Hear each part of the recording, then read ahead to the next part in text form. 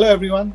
Thank you for joining us for this edition of Vaping Thursday, where we talk about Snooze, and we have an excellent documentary lineup for you, which is a conversation with Bengt Wiberg from EU for Snooze. He is one of the leaders in the world for advocating for safer, smokeless tobacco products, and specifically snus and nicotine pouches.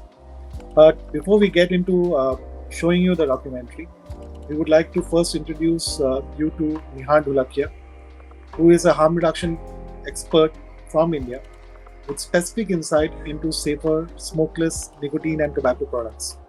He's also the director of Dholakia Tobacco, which has been in the business of smokeless tobacco products for a few generations. Before we get into the documentary, we will talk about snus and nicotine pouches in the context of India and how they can work for Indian smokeless tobacco users, which, as some of you might know, are actually twice the number of smokers, numbering about 200 million people.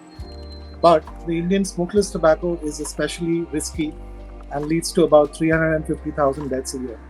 And so, how can safer smokeless nicotine tobacco products help alleviate this problem, and whether they can work for the Indian population? So welcome, Nihar. Thank you for coming on to the show. Thank you so much. Thank you so much for having me. First off, can you tell us what is snus and how is it safer and different from Indian and Asian smokeless tobacco products, especially khaini, which is the most used tobacco product in India, used by about 200 million people and which causes 315,000 deaths a year. And what do you think, or what kind of scientific evidence is available which supports the safety of snus over other Indian and Asian smokeless tobacco products? Snooze is a moist oral tobacco portion, which has significant low amounts of TSNAs.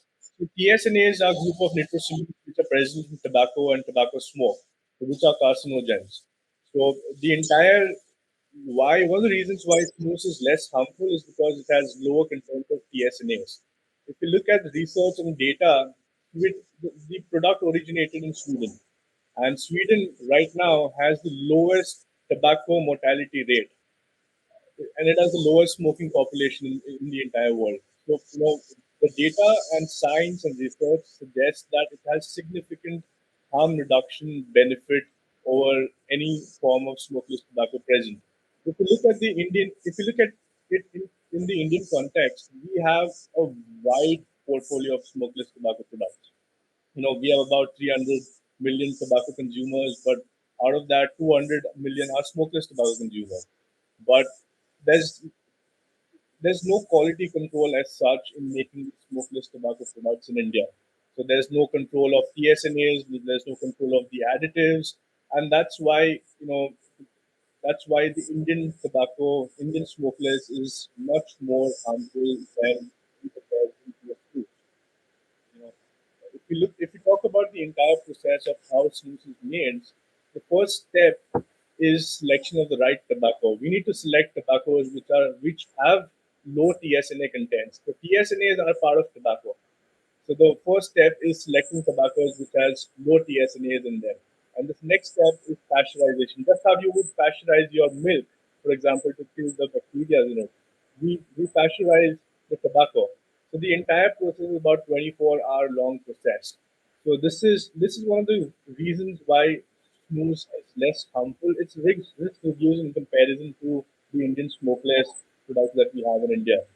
And, and there has been a long-term study. If you talk about US, for example, US has made snus as a model, has claimed that snus can now be a modified risk tobacco product, which is significant.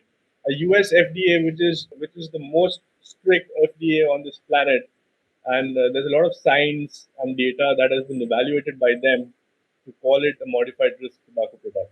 Why do you think snus can be an effective substitute for Indian and Asian smokeless tobacco users? What is it that would make it effective for a, let's say, a khaini user to switch? And also, whether snus can be an effective harm reduction substitute for smokers in the country. Well, if you look at the consumption in India, uh, out of those 200 million smokeless tobacco users, we have about 150 million using khaini or gutka or mishri, and the entire action is putting something under your lip. And snooze is exactly the same. You have to put this product under your lip or behind your lip. And that's one of the reasons why I believe in this product, that it can play a significant part in risk reduction for the Indian tobacco users, because there's no change of action. It's just a simple switch, and it's a replacement. Does it work for smokers? Yes, it does work for smokers as well. But smokers, they need a completely different action. The whole habit is different. So you have to attempt to give it a try to switch. It's not like it's a different form of action altogether. But for smokeless is why I believe in India, because the burden that we have in India is not cigarettes, of course, but the larger burden that we have is of smokeless tobacco. And anything that you put under your lip and just switching it with snooze, it's convenient for the consumers as well. What do you think are the challenges, development, product development wise and scientifically, that need to be overcome to make snus work for the Indian and Asian smokeless tobacco users? To give you an example of what I mean, is it possible to make snus in a way that, let's say, users can roll it in their hand, because that hand to mouth action, this rolling action is comparable to the hand to mouth action, which is a part of the behavioral aspect of using that product. So, is there a way that we can look at it, or there are other challenges that you think that need to be overcome? Well, I think in terms of product development, the drawback that I see in India is that we don't have too many tobaccos which has low TSNA contents, and that's one of the biggest challenge that we have in India. uh, Making a product which suits the taste profiles of the Indian consumers, that is easy. That is not a big problem. Replacing the action of rubbing something on their hand and putting it, that is something that we need to change, and the consumers need to adapt to something more sophisticated. We're just eliminating the entire process of rolling something on your hand. So that will go away, and that is going away, and that there's a cycle of each product, and we are noticing that the rubbing on the hands is slowly disappearing now, and more people are moving towards more sophisticated use of smokeless tobacco, and pouch presents an opportunity for harm reduction, also a little more sophisticated way of consuming tobacco. Okay, thank you. Yes, I can, even with vaping, when you make a transition, there is a change of behavior as a person starts using the product. I mean, of course, flavors is a big thing. With tobacco, with smoking, you just have that one particular kind of flavor. So initially, people do, when they make a switch, they switch with nicotine flavor or tobacco flavored liquids, but then they gradually expand the flavor profile and then try different kinds. So I think it's important that once that nicotine dependence is addressed, and once people make the switch, then they can expand from there. What exactly are nicotine pouches? Everyone is hearing about them, but tell us what exactly they are. What is the risk profile, and the risk profile compared to smoking? Compared to Indian smokeless tobacco products, and also compared to vaping. And what do you think, or who do you think is the most suited category of tobacco or nicotine users for whom they can be an effective substitution product? So nicotine pouch are very similar to a snooze, but without tobacco, but with nicotine. We often call it. It's also known as tobacco-free snooze. In comparison to the risk profile, it is very similar to that of a NRT. And if we talk about NRT, is nicotine patches and nicotine gums. So it's 99% safer than any tobacco product out there on the market at the moment. There's no combustion. So the main killer is the combustion. So cigarettes, if we compare nicotine pouch to a cigarette, we don't have combustion there, and just the easiest intake of nicotine and the safest way that one can consume nicotine. So risk profile is very well compared to that of a nicotine gum, and yes, it is very widely used in the West by smokers, not just by smokeless tobacco users. Can you show us these two, snus and nicotine pouch, so we can, our viewers can see what they are and what is the difference between them? And can you tell us who are the, for whom which product could work? Right. So this is a nicotine pouch, which is completely white in color. It doesn't have any tobacco in it. And the filler that we have is plant fiber. So nicotine is attached with the plant fiber to deliver flavor. And this is a snooze product. So it has tobacco in it. You can see it's way identical. It's just the color difference that it has. So, for smokers, I think nicotine pouch is very much suitable. And for any smokeless tobacco users, a snooze risk reduced oral pouch would be much more suitable. So is snus readily available in the country? I mean, can people find it? Not really, to be honest, because most of the Indian guys who call it snooze, it's not technically snooze. It's a filter Kenny. So you cannot differentiate between a filter Kenny and a snooze. So it has to come from responsible companies, promoting the products and promoting the brands. So they need to be responsible. They need to be offering the right sort of risk profiles to the consumers. But the good thing is that adaptation, people are adapting to the pouches. So which is important thing. So which becomes easier for snooze to be replaced or used by the consumers in India. So sophistication is coming. Everybody wants to be more sophisticated in terms of use. So we are seeing that at the moment, and there's a lot of pouches that are being sold in India at the moment. But not every pouch is a snooze product. So yes, some people are marketing filter canny as snus, which is not. I mean, what is the difference? I mean, how do you? What is the difference between filter canny and snus? So filter canny is made exactly the way a canny is made. There's no pasteurization involved. There's no The tobaccos are not low TSNAs. So that's one of the big differences. Everything comes down to the tobacco. The TSNAs are a part of the tobacco. So you need to select your tobacco very specifically with low TSNAs. And the process of pasteurization is also very important. So if you're not doing both these parts right, you cannot call your product a snooze. You can only call it a filter canny. So this is the harm reduction angle. This is where the quality control and harm reduction is put into a product. So as you know, India has a wide range of tobacco products. It has a spectrum, and which makes the challenge of developing safer alternatives uh, a big one. So, smokers in fact are a smaller component of the larger, I mean, the overall tobacco use in the country. BDs are the most used product, but they are still pale in comparison to the number of people who use smokeless tobacco products. In smokeless tobacco products, also there is a huge variety, right? Depending on the region you are, there are different kind of products being used, different flavors, different ways of preparing it, different ways of taking it. Uh, and I want to focus on a specific category of users, the ones who use tobacco with betel nut.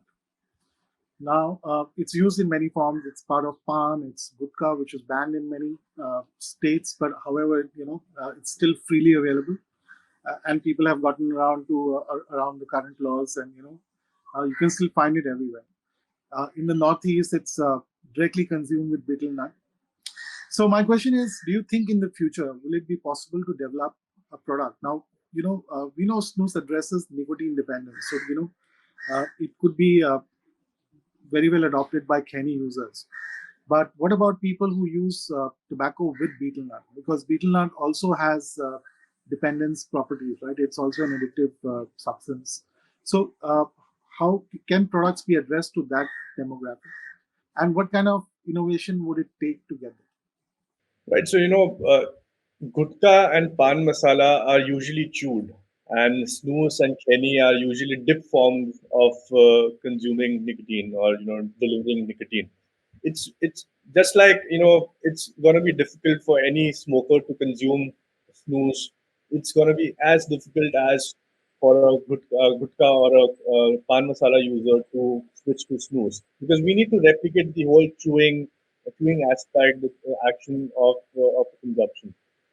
It is quite possible to have a risk reduced product in that category as well, but it's in the making. It's going to take a bit amount of years to come out, but there is a certain possibility of such product coming out in the next few years for sure. So, as you know, flavors have become a hot button issue in the West. Uh, with claims that flavors attract kids. Of course, there are a lot of holes in that theory because it's not like adults, flavors don't attract adults, right? One of the reasons why a lot of people are stage switch out of smoking is because it gives them a choice, it gives them a way to address their palate. So it is an enjoyable experience. So that is the reason why they have switched, and perhaps one of the reasons why nicotine gums don't work. Though now they're also launching nicotine gums in flavors, right? So everyone does understand that flavors are important. What I want to ask you is how important are flavors in smokeless tobacco products, in snus products, in nicotine pouch products? Do they have the same kind of importance that they have for vaping products, or is it even more important? I could imagine more because it is something which you directly put in your mouth. But tell us what you think. I think flavors play a big part in the entire harm reduction. It's very important for anybody who's willing to switch to have flavors. If we talk about India, yes, the Indian palate is much more different than the West. We don't have too many chewing khaini or dipped tobacco with flavors, but we have a lot of flavors in chewing tobacco, and which is very specific to floral and spice, etc., etc. So yes, I think if we want anybody to switch to a risk-reduced alternative, flavors are going to play a big role, and we need to deliver them products with similar taste profile so that it becomes way easier for them to switch. So in the long run, I think flavors are gonna play a very pivotal role in enabling, helping people to switch to safer alternatives.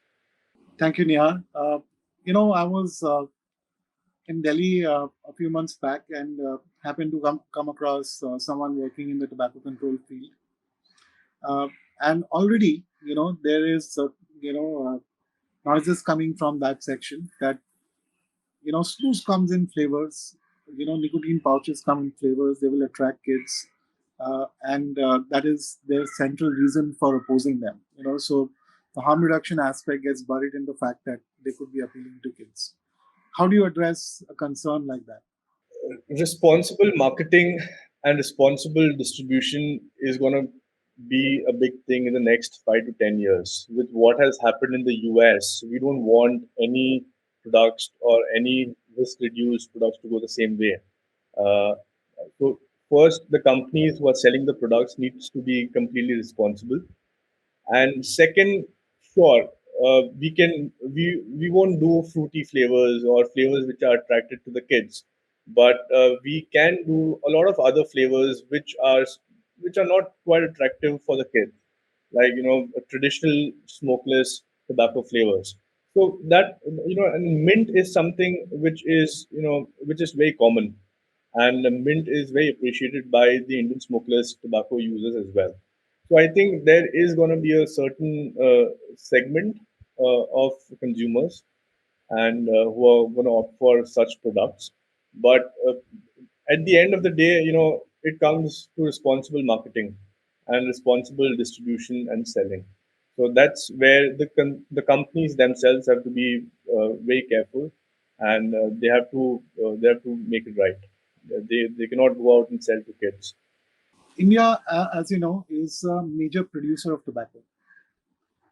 Do you think we have the capability to manufacture and distribute safer nicotine products, be it in smokeless or in vaping, and be a leader in this field in the future? Because we already have that large production. Do you think that production can be transformed or converted?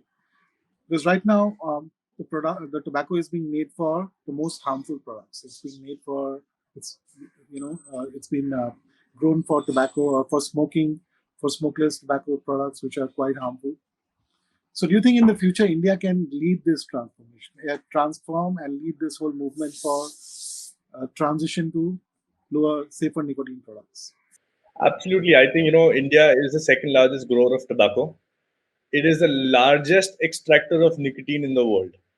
So we have everything that it takes for India to lead in this safer product, you know, making safer alternatives for the world. We could be a global leader, but there has to be a certain knowledge, awareness, recognition of such products, and come from the government. We need support from the government to do so. There has to be support for the farmers. There has to be support for the nicotine extractors. There has to be some sort of regulation put into place for making safer alternatives. There has to be science, research, data that has to be started, because we are at least 10, 15 years back. If you look at Sweden, if you look at US, they are 10, 15 years ahead. And India has everything to be the global leader in this particular segment. We're just not utilizing it. That's what I think. We have the tobaccos. Most of the tobaccos that are used by Swedish companies are exported. Most of the nicotine that is used in vapes or in nicotine pouches is exported from India. So we have everything, but we're not utilizing it. Not even for our home market. So we are very well placed to be a global leader in safer alternatives for the world.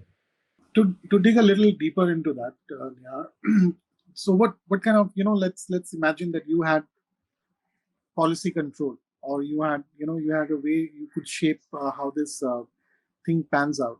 What are the few steps, or what are the few initial steps that you would take uh, on this journey to transformation, which will also give us an insight into what is needed for this transformation to take place? Well, I won't talk from the base, but I can tell you there's no such regulatory authority governing what is put in a tobacco product. So we need somebody to regulate this entire production process of a tobacco product. That's where, like FDA, for example, in the US, you need, if you want to sell a tobacco product, you need to submit all your data, all your scientific research to the FDA to be able to sell that product in the US. We don't have that landscape in India at the moment. So the most important thing right now for us to have a regulating body who regulates the manufacturing of tobacco. What's being put, what should not be put, what are the limits on tobacco products. This is the start.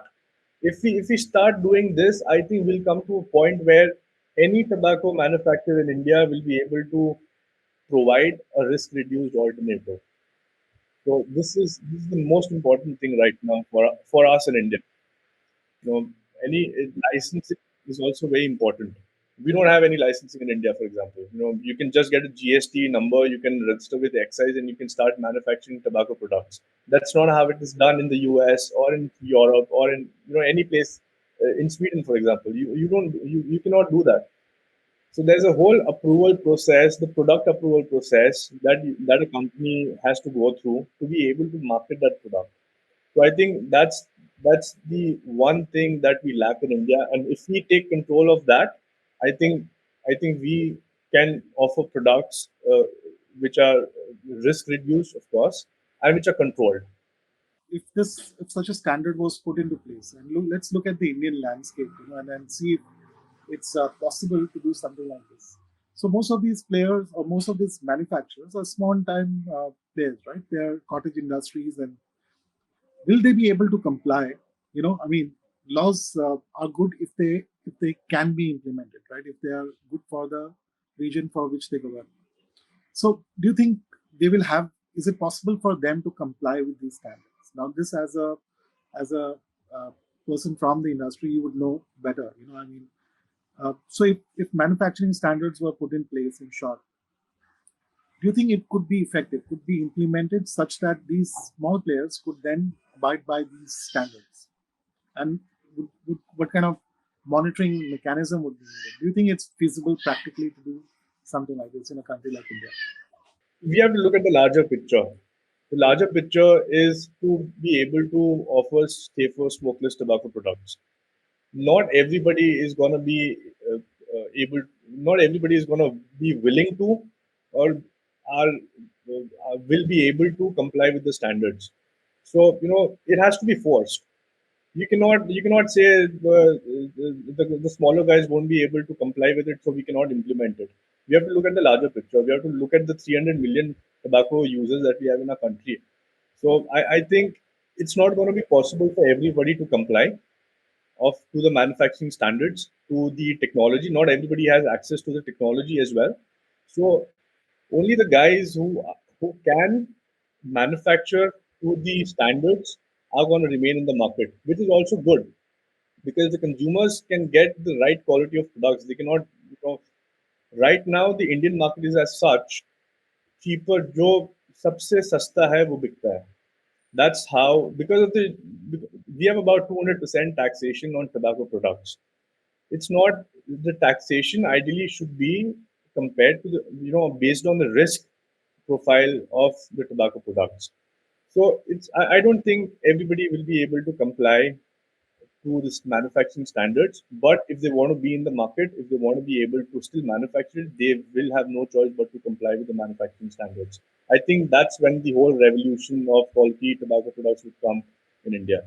How do you see the safer smokeless tobacco market in India panning out in the immediate future? Let's say in a year, year out from now or 2 years out from now. What kind of changes do you expect to see, or some things that are already happening and will become bigger? I think the smokeless tobacco market in India is the most complex market on this planet, to be honest, because we work in the US, we work in Europe, and the Indian tobacco market is very weird. What is happening right now is that people are moving towards oral pouches. People are, they don't want to put tobacco on their palm, rub it, and put it under their lip. So that certain change is coming into the market, which means that a product like Snooze can be easily adapted in the Indian market. With with regards to chewing, there's no alternative yet, but we think an alternative would come out in the next 1 or 2 years, and that would work best for the chewing segment as well. And I think the tax burden is as such. The purchasing power is low in our country, and that's one of the reasons why safer alternatives are being killed in the entire industry, in the entire country. I think taxation needs to go down a bit. It needs to be risk relative taxation. Once that is put into place, I think we could be a global example of harm reduction for the entire world. That's what I think. But so far adaptation, a lot of people are moving towards snooze, which is a very good thing. That's what we see. Any final thoughts on what you would have to say to the policymakers, to the scientific community, and tobacco users before we wind up? Well, what I would suggest the policymakers is to look at it from a harm reduction angle. And start research, get data, and put regulation behind tobacco products in India. Because I think that's, we don't have any research, we don't have any data, we don't have infrastructure to test tobacco products in India. So it's very important to set up labs to test tobacco in India. For tobacco users, I would say opt for what works for you. Always opt for risk reduce. There are a lot of risk reduce alternatives available in the market right now. Go out, do your own research, and then opt for it. That's my honest suggestion and opinion, because you cannot enforce anybody to switch or opt for a risk reduced profile. But once they have their own awareness, they have done their own research, it becomes much more simple for them and easier for them to adapt to that particular product.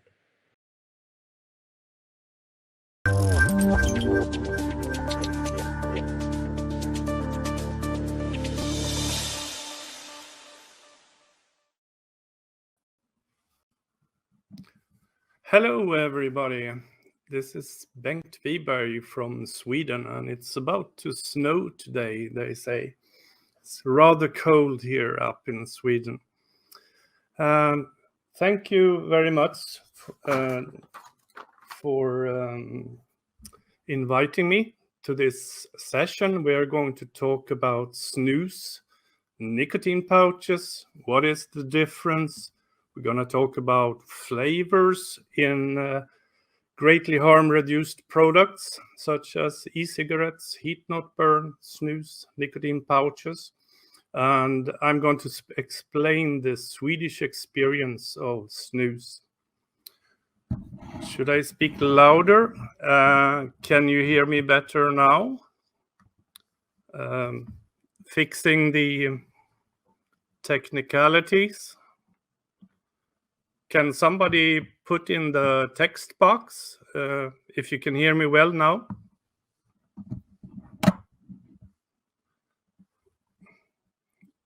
Thank you. Thank you very much. So, who am I? I am an MBA, an economist from Linköping University who some years ago resigned from my post to become an inventor. I'm also the founder of the EU for Snus movement. We have members from more than 100 nations, all adult men and women nicotine users. And we did a survey with hundreds of replies on the EU for Snus Facebook group. And as it turned out, more than 80% of us are former smokers who has quit smoking for good with snus. Or, wow, nicotine pouches. I will explain the difference in a moment. So the EU for Snus movement, we are a international crowd consumer movement.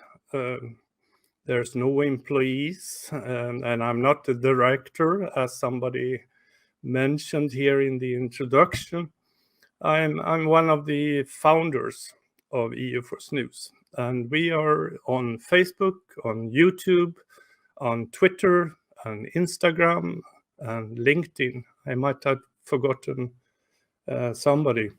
So we want to see an end to the European Union snus ban.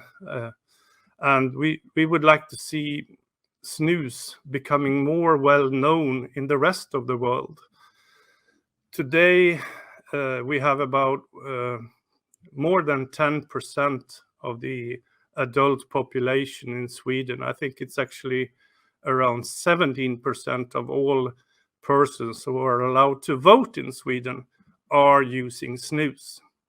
And what has happened in Sweden is that we more or less quit smoking, and I will show this in a moment. But first of all, let's take a 1-minute video and present some of my moderators in the EU for Snus. Just hang on there. See if I can do this. Chrome. Here we go. Turn up the volume, because on Fender Stratocaster, drums and bass and vocals is Jimmy D from Germany, and the lyrics, I wrote them myself.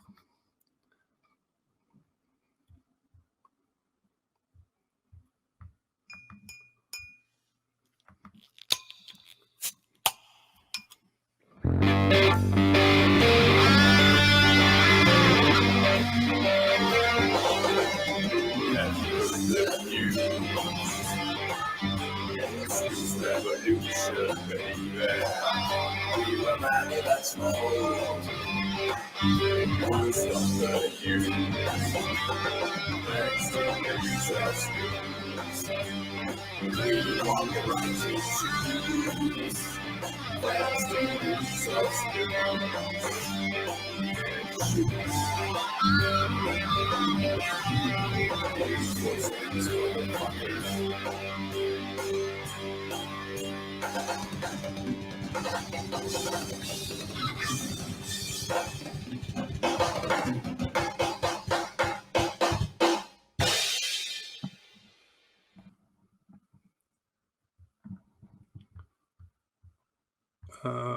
Here we go again. Stop screen. Oh, can you hear me? Did you like the music? Come on. Put something up on the notes beside you. So, what is Swedish snus? Well, it started about 250 years ago.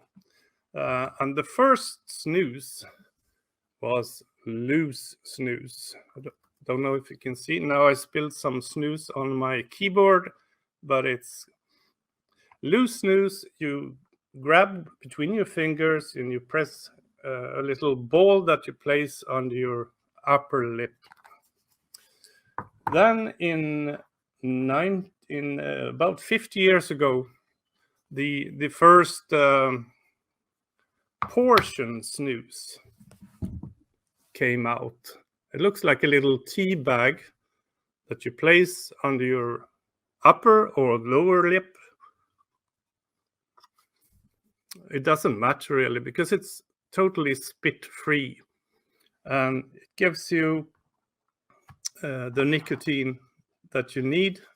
And like I said, EU for Snus members, more than 80% of us have quit smoking for good by help of snus. So what are the ingredients in snus? It's grained tobacco, which is air cured, and that is pasteurized, in difference to the US moist snuff, which is normally fire cured. And the pasteurization kills bacteria. And besides grained tobacco, there's a high water content. Some used to say it's the most expensive water on the planet because we have a snus tax in Sweden, which is quite high. It's about $60 per kilo. And the water content is normally around 40-45%.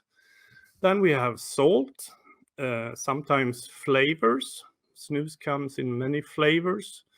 pH adjusters, and that is about that.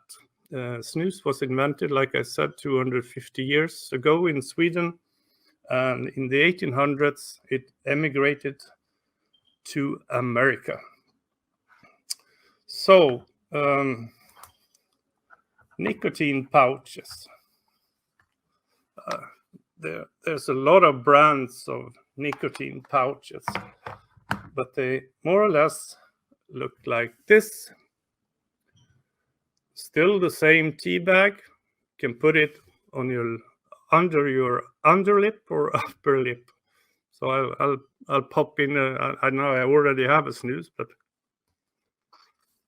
why not put in one more? So it is used in the exact same way as snus, but the content in the pouch has no tobacco leaf whatsoever. The filler, let's say everything else is the same. We have water in nicotine pouches, we have salt, we have flavors, we have pH adjusters, but the filler is plant fibers from the plant kingdom instead of tobacco leaf.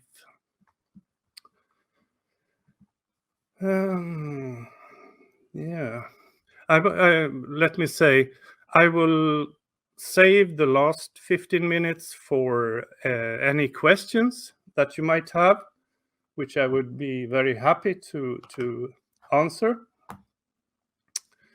So we are here today because there is a World Health Organization conferences of the parties going on this week.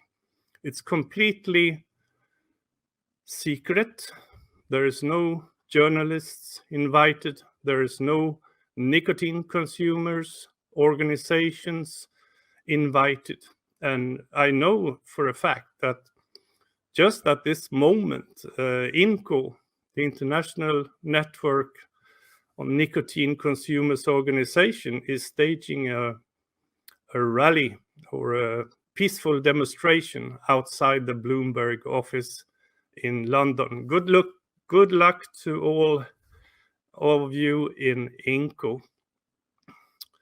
Then we have the European Tobacco Harm Reduction Advocates, who are also very active organization, and EU for Snooze is a member of both these umbrella consumer organizations, and we have no funding whatsoever. But let's say people talk about vaping is obviously much bigger than snus and nicotine pouches right now. But what joins us? Several things. We all enjoy nicotine in a safer form, and say most of us are former smokers who have switched to much lower, less harmful products. So I'm going to show you a little video. Thank you, by the way, Professor Mareva Glover, who just spoke before me. And I have a little video here about flavors in e-cigs, heat not burn, snus, nicotine pouches, featuring Professor Mareva Glover. So let's try to show that. It's a 2.5-minute video. Share screen. Bear with me. I'm an old guy. I'm 64 years old. Let's see. Flavors in snus. Here we go.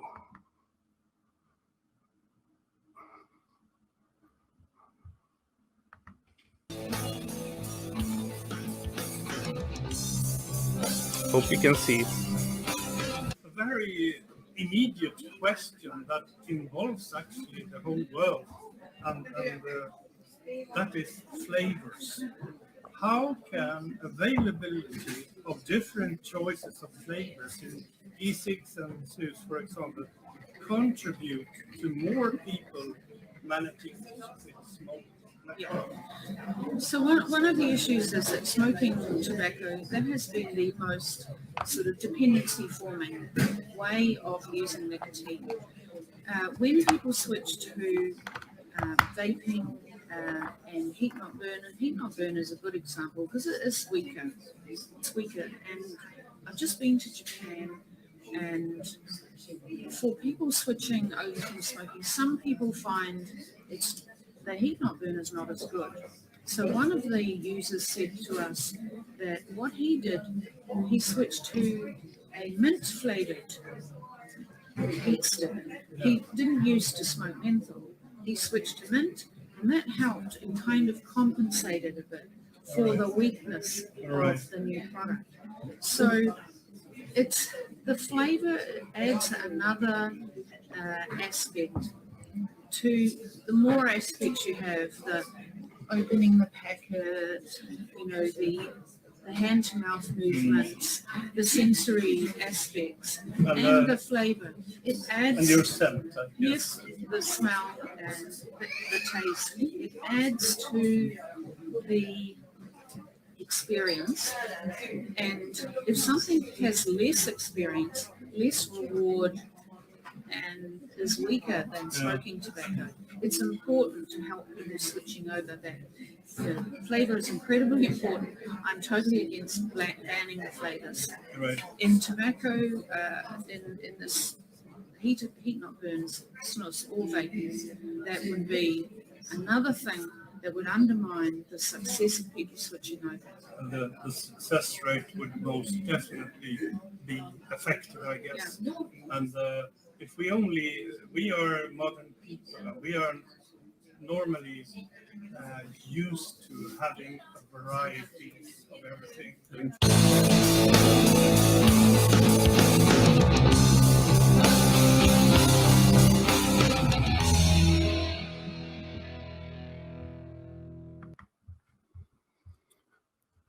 So I'm back again. Stop sharing screen. Here we go again. I hope you enjoyed Professor Mareva Glover's view. and I think all of us views on flavors. And the video was also featuring my good friend Eric Atakan Befritz, who is now in London. Yes, I'm going to share something else. In the end of September, I was invited as a panelist and a speaker at the No Smoke Summit.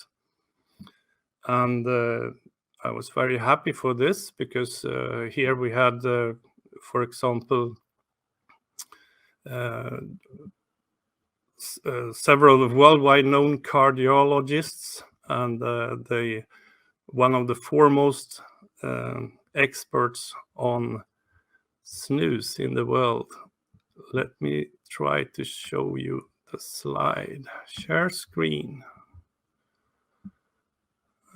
Chrome link.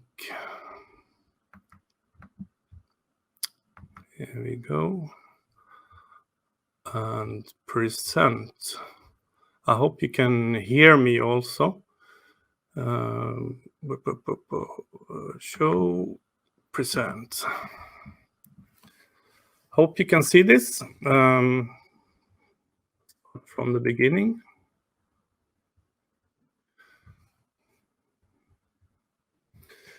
So here you have a graph with data from the European Union Eurobarometer 2021, and it shows the smoking prevalence among 15 to 24-year-olds. You know, the WHO and the EU anti-nicotine organizations, they're always talking about young people. Don't lure young people into smoking. And look at this diagram. The average in the European Union is above 20% daily smoking for 15 to 24 years old. But look far down in the left, Sweden, only 3% of young people between 15 and 24 is using snus. That's not the end of it. Look to the far left, Norway, 2%. So tobacco consumption in Sweden is about the same as the EU average if you measure by kilo or volume. But the Swedish tobacco mortality and the cancer rates, lung cancers, oral cancers, cardiovascular diseases, COP, and all these smoking related sicknesses, cancers, are the lowest in the European Union. And this is mainly because in Sweden, and as you can see in Norway, in Iceland, we are using snus and nicotine pouches instead of smoking.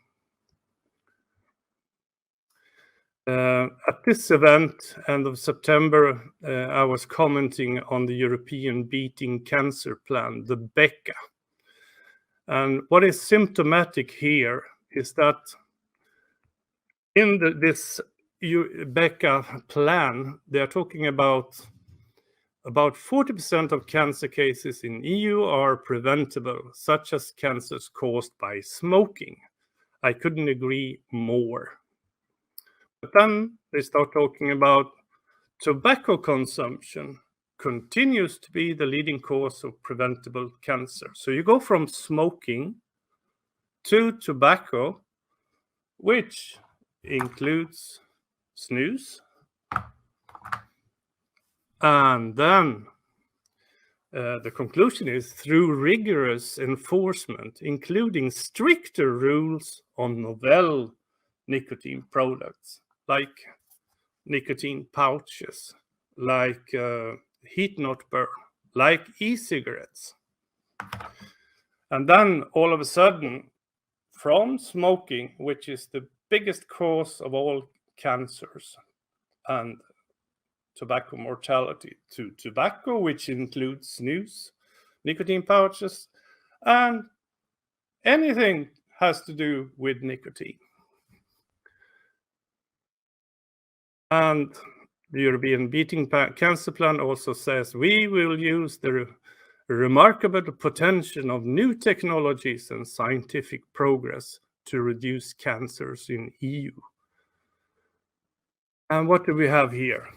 Here is a scientific study that came in 2020 by Merck, etc. You have the reference below. And this is the relative risk hierarchy of 13 nicotine products. To the far left, you have combustible cigarettes. And what do we have here? We have, if you look to the far right, you have snus, you have electronic cigarettes, you have non-tobacco pouches, you have nicotine replacement therapy, which is nicotine gums, nicotine patches, nicotine lozenges, and all kinds of fruity flavors. And then you have 0% risk, and that is non-use whatsoever. And as you can see, in this study, they place, for example, nicotine pouches at 0.22% the risk of smoking cigarettes. I highlighted these new innovations which greatly reduce risk. There's lots of big data in regards to the relative risk of snus. In 2017, The Lancet published the Global Burden of Disease study, which is the biggest metadata study that has ever been performed.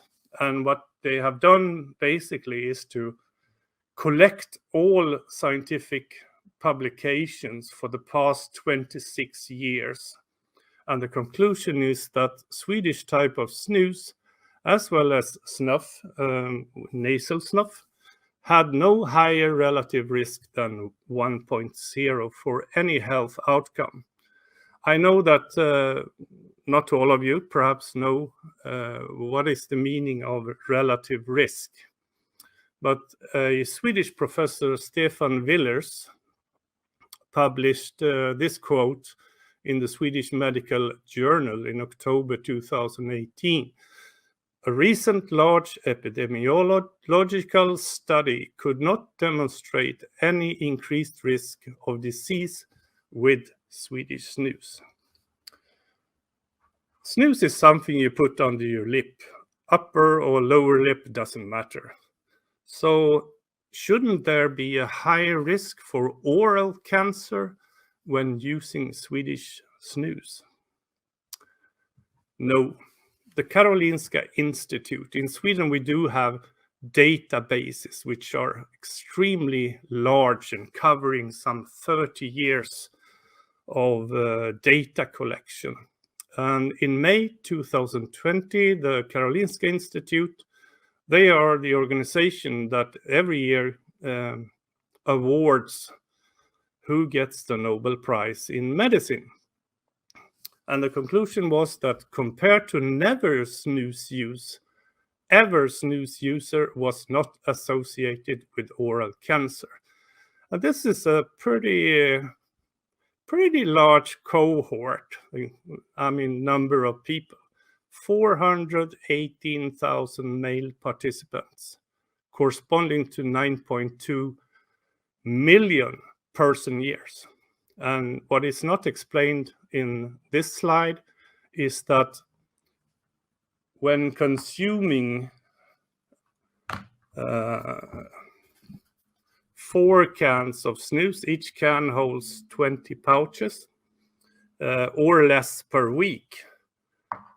The scientific conclusion was that you have 35% lower relative risk of getting oral cancer than persons not using snus at all. So the data is quite convincing. So my conclusion to this European Beating Cancer Plan is that they refuse to acknowledge the great disparity in risk between combustible and non-combustible nicotine products. And why invent the wheel? We have 50 years of science on Swedish snus. And we have the Swedish experience and now also the Norwegian experience, as well as the Icelandic experience of snus, with record low smoking caused cancers and mortality. So we leave this slide just a moment, bear with me. I'll be right back to you. Stop screen. Here we go again. I hope you found that interesting. I'm going to talk a little bit about the European Union. In 1992, the European Union banned Swedish snus.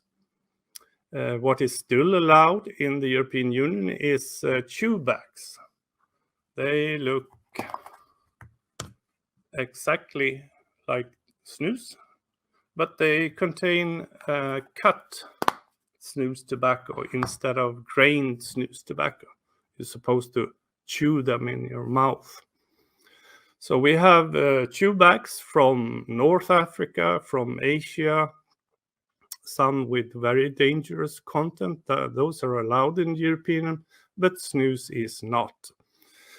I was invited by the New Nicotine Alliance of UK to participate in the snus trial hearing in Luxembourg in January 2018. So I was able, together with loads of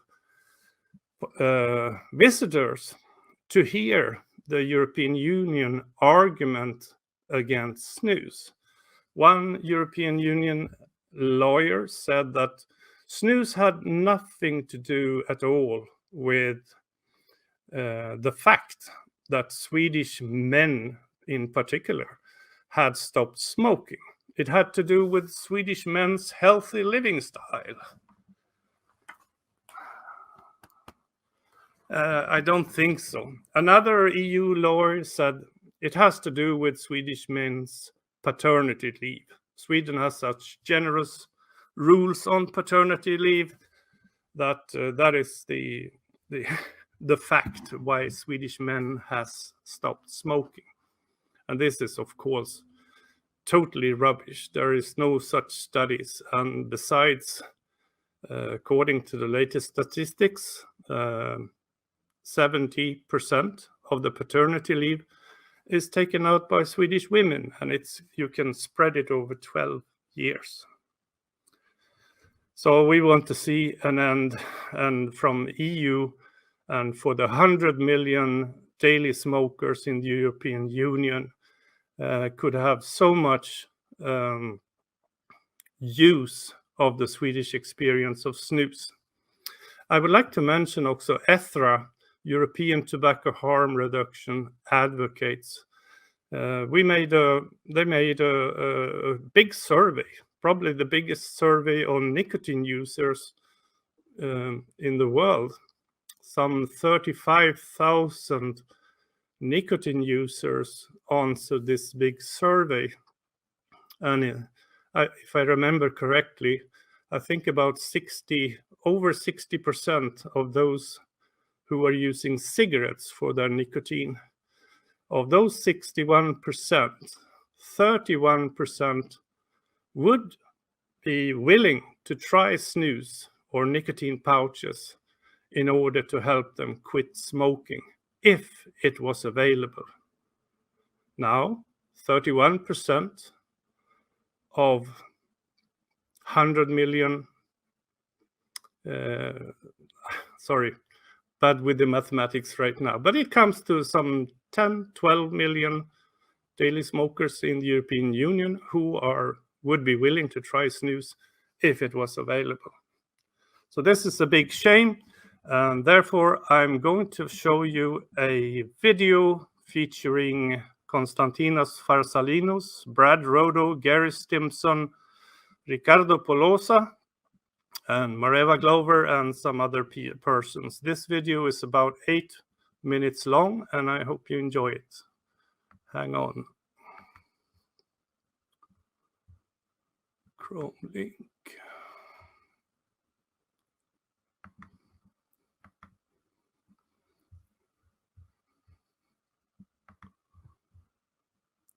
Hi everyone.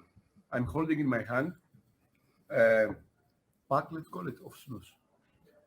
This represents one of the biggest public health scandals that we have seen in the European Union, which was further ascertained through the latest European Court decision, which claimed that the reduction in smoking rates in Swedish men was caused by the paternity leave law that was implemented a few years ago. Snus has been life-saving in Scandinavia. It has almost eliminated smoking rates, and it has resulted in the lowest death rates from cardiovascular, lung disease, and lung cancer in Sweden compared to any other country in the European Union, and including oral cancers, because we have to also say that just because Snus is an oral product. It can be a life-saving product in several countries, including, for example, India, where rates of oral cancer are higher than the rates of lung cancer because of the use of very harmful oral tobacco products. Snus should be available in every country where tobacco cigarettes are sold legally with the signature of the state in terms of the excise tax, because every smoker has the right to access a less harmful alternative to smoking. And that's a human right. That's not a consumer right. That's a human right. We're not talking about consumer choice. We're not talking about consumer freedom. We're talking about a human right to have access to a product that will improve health. Thank you, Dr. Konstantinos Farsalinos. Thank you very much. Of Greece. Thank you. I'm Radu. I'm a professor at the University of Louisville in the States, and I hope that the Swedish experience can be extended to the rest of the European Union. Thank you very much, Professor Rudu.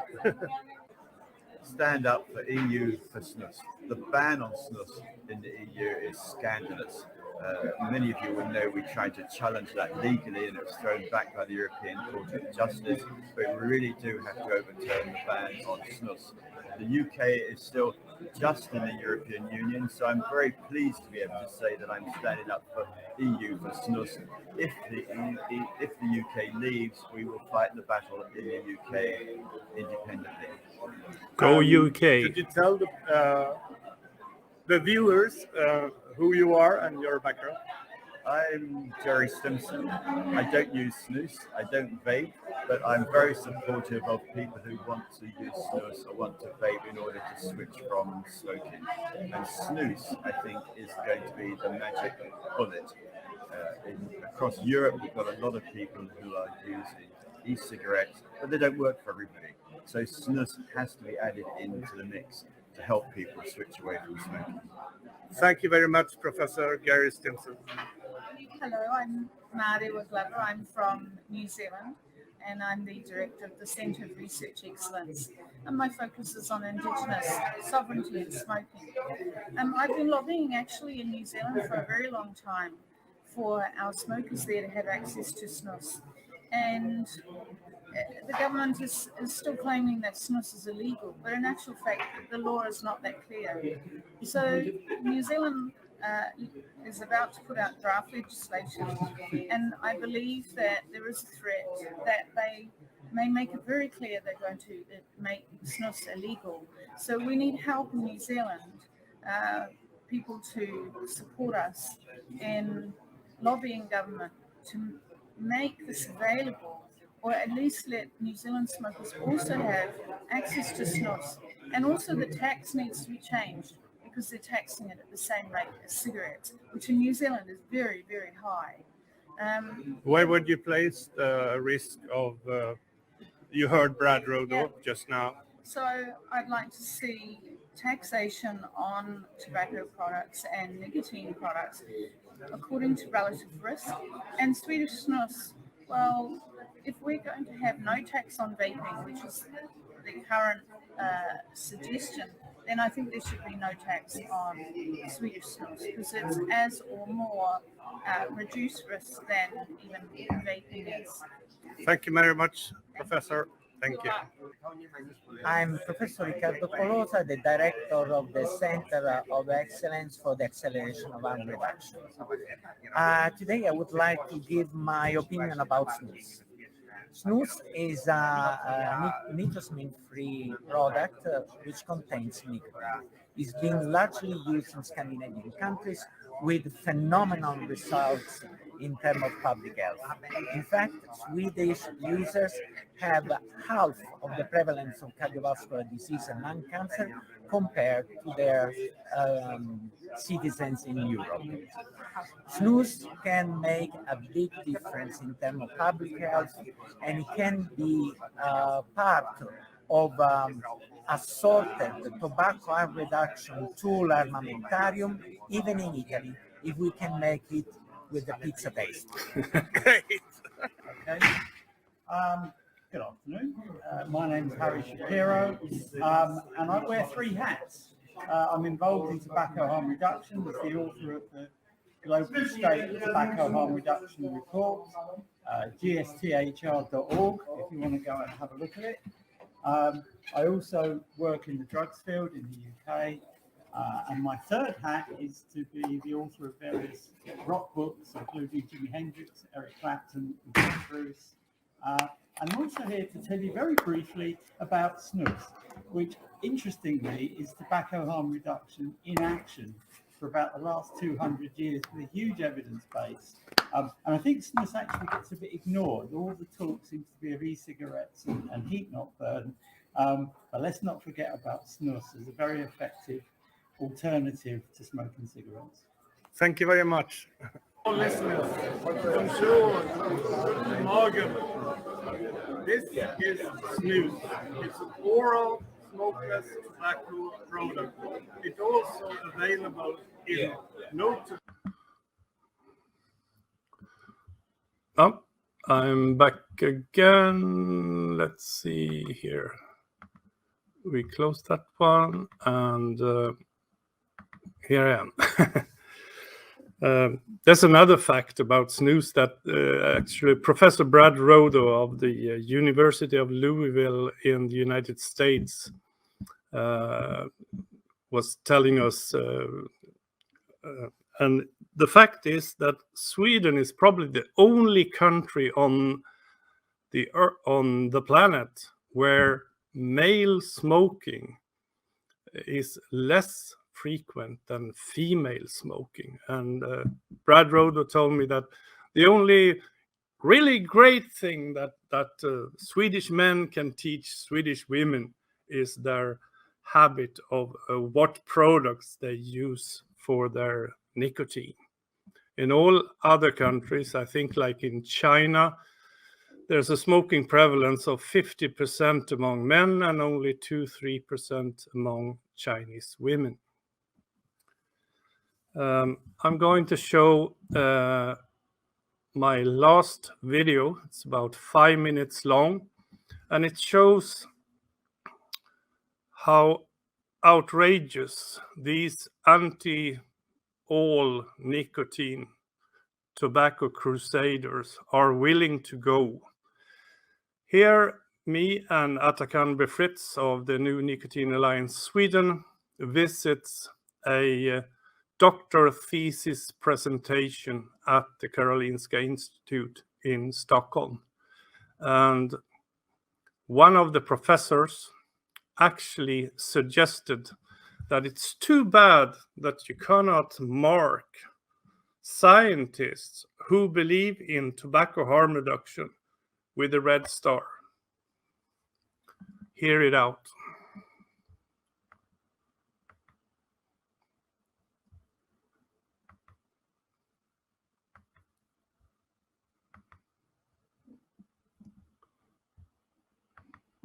Hi, friends of Snooze and e-cigarettes and tobacco harm reduction. I'm Bengt Wiberg, representing EU for Snooze. And I'm Atakan Befritz, representing INCO and NNA Sweden. We just came out from a very interesting seminar where a doctor presented his thesis on vascular effects of snus and electronic cigarettes at the Danderyd Sjukhus Hospital in Stockholm under the auspices of the Karolinska Institute. The most amazing part of this show, which you will see later on a video, is that the conclusions drawn on this study on vascular is that, I'm quoting now the doctor, e-cigarettes and snus should therefore not be considered as harmless recreational products. Which means, to the best of our understanding, that as that is a clear-cut premise of the whole discussion part of his thesis on his 5 papers, is that we are saying it is a harmless product. You are saying it is a harmless product. Industry is saying it is a harmless product. And scientists who agree with us are saying it is a harmless form of nicotine use. To the best of my knowledge, none of the people I have met over my 12 years in tobacco harm reduction advocacy have ever used the word harmless. It's not harmless, it's vastly harm reduced. Yeah. Royal College of Physicians in London concluded that e-cigarettes and snus are probably more than 95% less harmful than smoking cigarettes. Snus, on the other hand, given the epidemiology that we do have in Sweden over 120 years of over 10% adult male lifelong exclusive snus use, is that snus will fall somewhere in the 98 to 99.9% harm reduced category. So more reports will come from this 3-hour seminar and discussion. And by the way, who said something about branding people with a red star? Oh yes, Gunilla Bolinder, in one of her questions that was very heavily regarding conflicts of interest and machinations from industry and so forth and so on, actually said to the audience in the room that it's too bad that they cannot mark us with a red star. And those of us with a little bit of knowledge of history hear and see very disgusting parallels in hearing a prominent scientist use that kind of language. That is completely unacceptable. Yeah, there was the yellow stars. Could have been that. For example. One thing we did ask was that in the discussion part of the thesis, there is also quoted that the majority of e-cig is sold and made by the tobacco industry. We asked that is not consistent with the data we have, or Wells Fargo, or anybody else who is very good at those things, because it's less than 20%. And the doctor who wrote the thesis, he was also asked by someone in the panel group, was Hans Gilliam of Tobacco Fact, I think. So, yes, Tobacco Facts and emeritus tobacco control professor. He asked, who should be responsible if you introduce a new consumer product like this one, e-cigarettes? Who, in your opinion, would be responsible to show the evidence that this is a safe product for, say, 20 or 30 years, as we have seen tobacco smoking as an example? Anyways, here's Atakan Befritz, Bengt Wiberg, outside the Danderyd Hospital, and we hope you support #EU for Snooze and liberty for all men and women. 1.2 billion people are smoking today at a cost for the world society of $2 trillion and 6 million dead annually.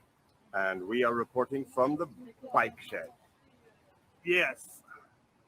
You have also in your reference list, quite a lot of people that have interests or conflicts with the tobacco industry. And that's very hard because you cannot mark them with a red star or something like that. But they do exist there in it. And they are working hard now on the harm reduction model. Yes. We just touched on that. But this is a huge problem because we should, as scientists, be more interested in the comparison between non-users of a drug and user of a drug, not the ones that have the worst side of exposure, but you must always compare with the non-users. I completely agree. So,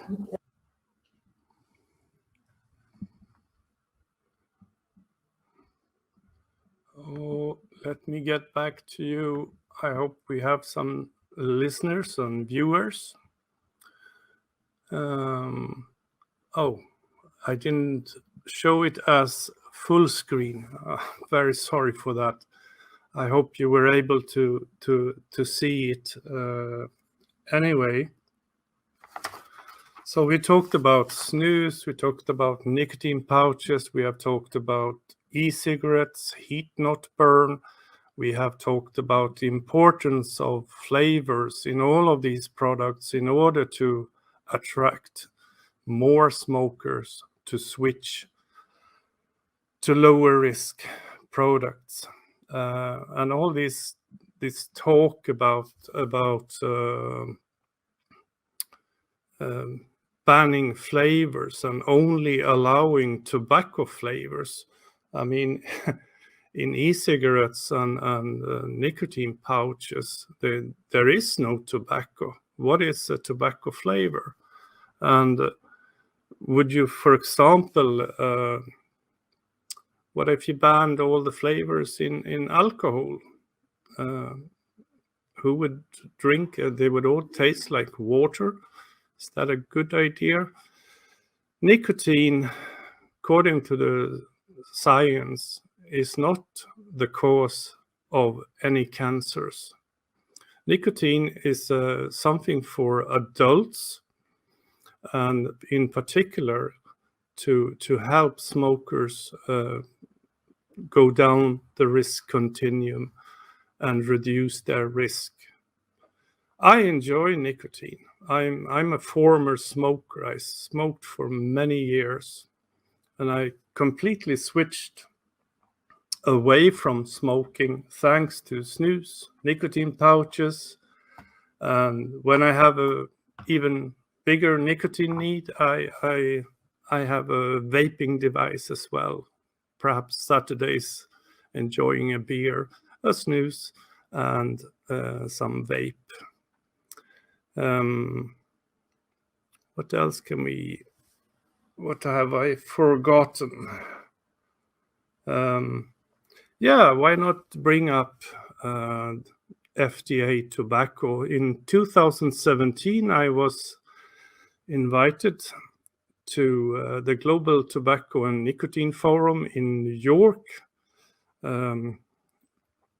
Besides receiving an award for most exciting newcomer to the industry for my innovation of a completely different pouch, I also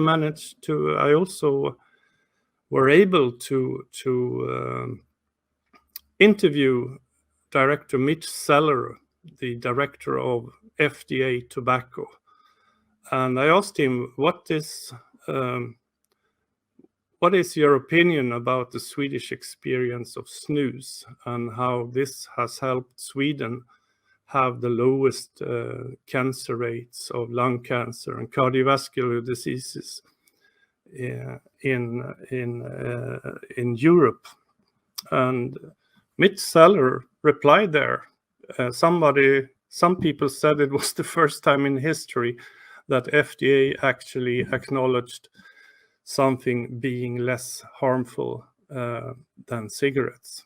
And he said, FDA absolutely understands the Swedish experience of snus because of the epidemiology. We have a whole nation with epidemiological data supporting that snus is less harmful. And just a couple of years ago, 8 brands of snus were approved as the first ever in history, in FDA history, modified risk tobacco products. And since then, IQOS, the heat not burn device, has also received this, and also several e-cigarette brands. So now I would say FDA has shown the way, while the European Union and anti-all crusaders, tobacco control crusaders, are still resisting.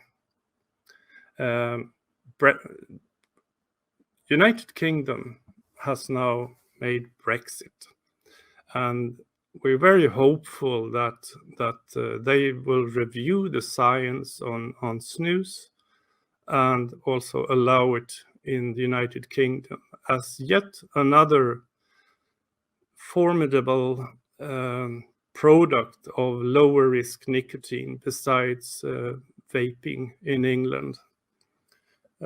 Nicotine pouches are allowed in the United Kingdom, but not snus containing tobacco, unfortunately.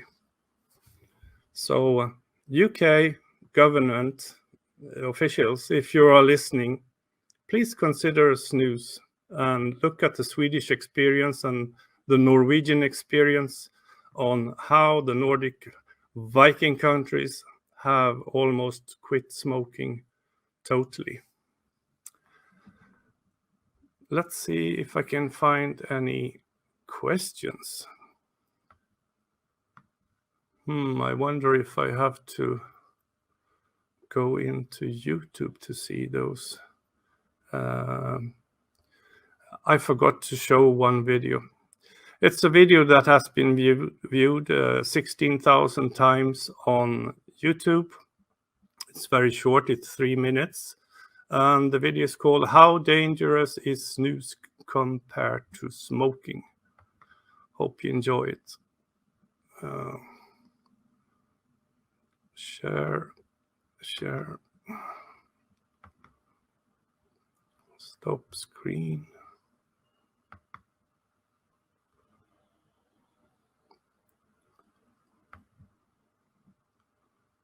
Oh, what did I do? Share screen, Chrome link.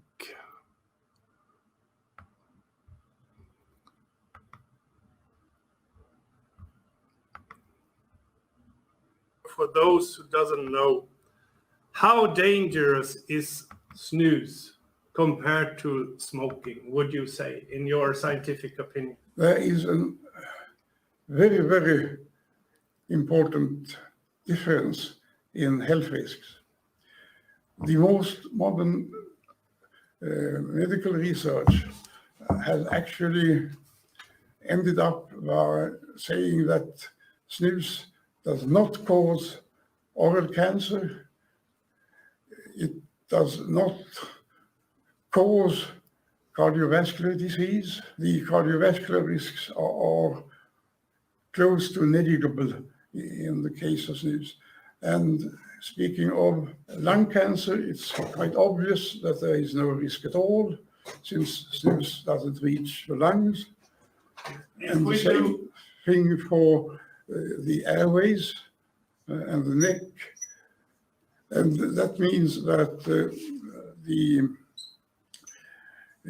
chronic obstructive lung disease, which is one of the major smoking-related causes of death, has zero risk for snus. If I draw behind you, there is a scale from 0% to 100% risk for life and serious health problems. Where would you put snus on this scale, in your opinion?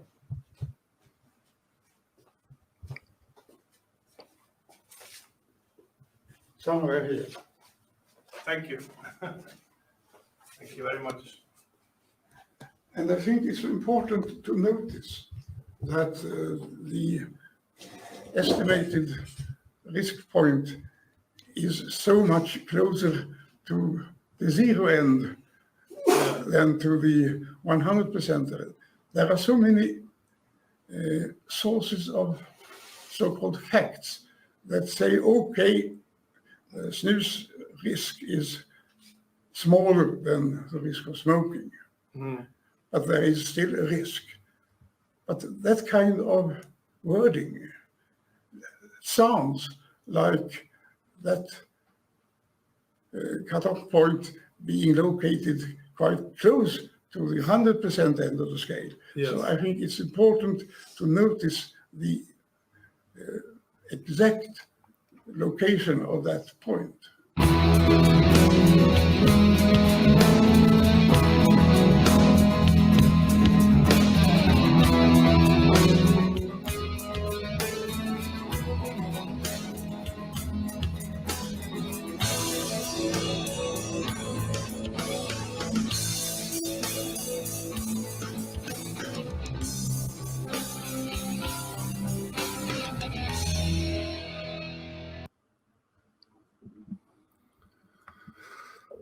Oh, stop screen.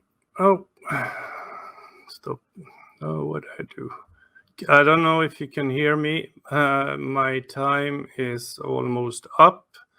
It's 3 minutes to 12 o'clock Swedish time. I thank you for viewing and listening. And be safe out there. There are safer nicotine alternatives, and don't be ashamed if you are a user of nicotine. Just try to use the lower risk ones. Thank you very much, and over and out from Bengt Wiberg, EU for Snooze.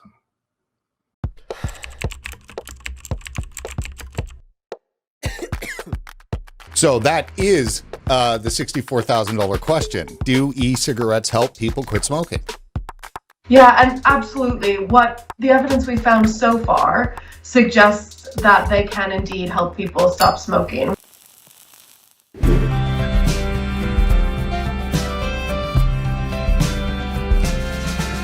If asking your mate down the pub about vaping, here's what they'd probably say. No one agrees if it's safer or not, so you might as well smoke anyway. Now what your mate needs is a Cochrane review. All the facts have been checked at least twice. They'd find there's a lot that the experts agree on and might give you different advice. The question isn't really whether or not they're safer than smoking, because at this point, kind of broad scientific consensus is that absolutely they are. The question is, how do we regulate them effectively? Now a cigarette burns with a horrible heat, making all sorts of stuff to suck through, like arsenic, cyanide, and carcinogens, which is why it will kill 1 in 2. But with e-cigarettes it may look like you're smoking, but vapor and smoke are the same. Vapor's just what you get when you warm liquid, because poison that comes from the flame. If you're thinking of switching to vaping, do it! That's what the experts agree. Smoking's so bad for you, they all concur that vaping beats burning, but there's much to learn of effects long term yet to be seen. And Cochrane reviewers are a methodical bunch, checking evidence with meticulous care, reading hundreds of papers, comparing them all, so they have the facts ready to share. Well, the vaping review screened a paper or two, well, 1,700 or so. 11,400 participants studied, that's why they can say that they know. If you're thinking of switching to vaping, do it! That's what the experts agree. Smoking's so bad for you, they all concur that vaping beats burning, but there's much to learn of effects long term yet to be seen.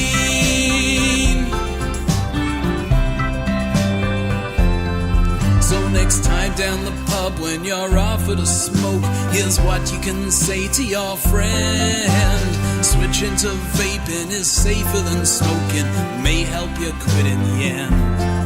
But remember to mention the findings we have can't tell us what'll happen long term.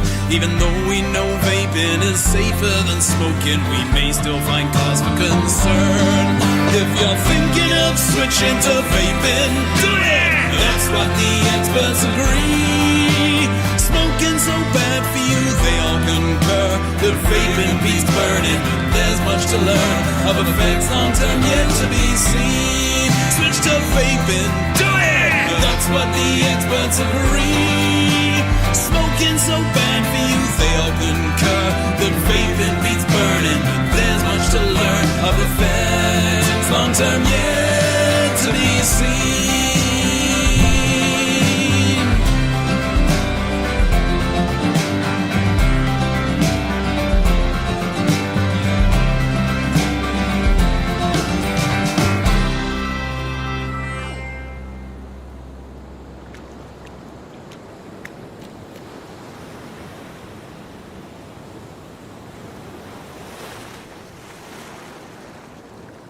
I'm 56 years old and I smoked for 33 years and got to 3 packs a day. I quit smoking using vapor products. I smoked for well over 30 years. In 2006, I lost my wife and best friend of 18 years to lung cancer. I thought I would die with a cigarette in my hand. I have not had a cigarette in over 10 years. Today I vape banana at 1.5. Vaping saved my life. Hi, my name is Nick Orlando. I'm happy to say I'm an ex-smoker for 12 years. I use flavored vapor products. Caramel, bourbon, custard. My name is Ryan Benford. I live in Northport, Alabama. I'm 41 years old. I smoked for 23 years, and I quit smoking using vapor products. I have helped multiple family members, friends, relatives quit smoking by using vapor products. Science has proven that vapor products are at least 95 to 97% safer than smoking. Please stop the lies.